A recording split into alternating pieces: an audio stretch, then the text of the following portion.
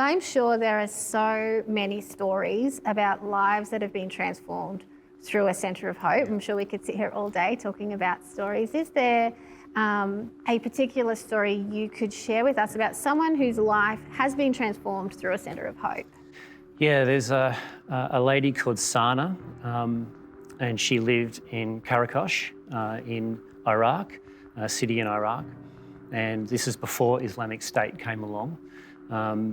And she lived there with her husband and her daughter and 2 sons. And when Islamic State invaded and took over Karakosh, they were immediately identified as Christian. And the door knocked one day. They opened the door and the IS fighter came in and told them that you're Christians, we know you're Christians, we want you to stay here until we come back. Do not leave. So for the next 4 days, they were there praying in their home, essentially imprisoned in their home.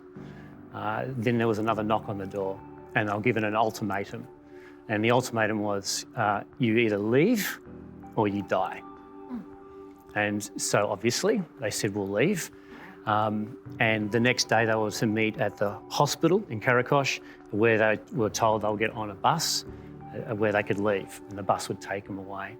When they arrived that next morning at that hospital, Sana was, with her daughter, was separated from her husband and her 2 boys. And they were told to get on different buses.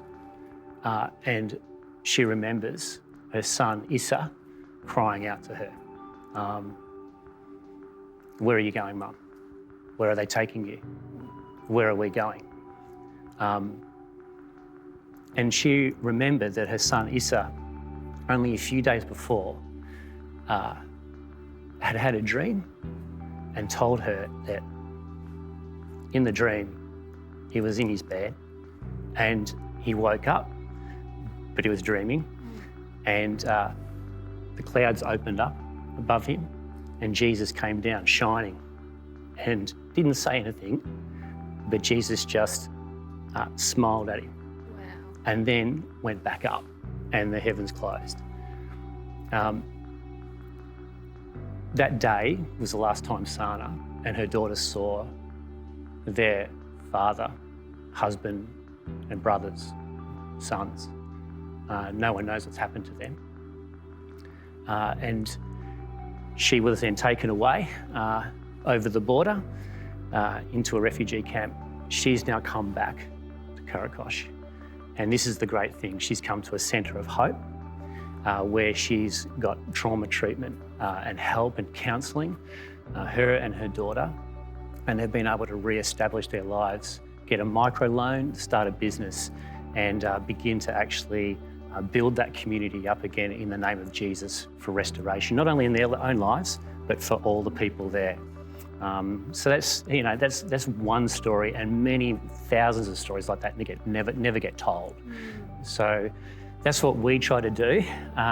That's what Life Church is trying to do, and we want to thank you so much for your partnership to make the change to so many lives for restoration and healing and redemption in places like that. That is amazing. And when you can see a picture of the one life change, but knowing that there is multiplied ones, we just are so excited about the opportunity to partner with Open Doors to establish a centre of hope and see Jesus restore hope to many, many more ones.